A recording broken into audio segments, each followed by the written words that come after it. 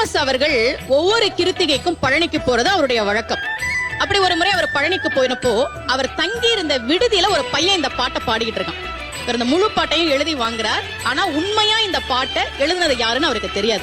அவர் பல மேடைகள்ல பாடுறார். ரசிகர்கள் மத்தியில, முருக பக்தர்கள் மத்தியில பெரும் வரவேற்பு கிடைக்குது. ஆனா அந்த பாட்டை எழுதுனது யாருன்னு தெரியல. ரொம்ப மாதங்கள் கழித்து சென்னையில காளிகாம்பாள் கோவிலுக்கு வரார். அந்த கோவில்ல கல்வெட்டுல இந்த பாட்டை எழுதி வச்சு, இதை எழுதியது யாருன்னு பேரோட எழுதியிருக்காங்க.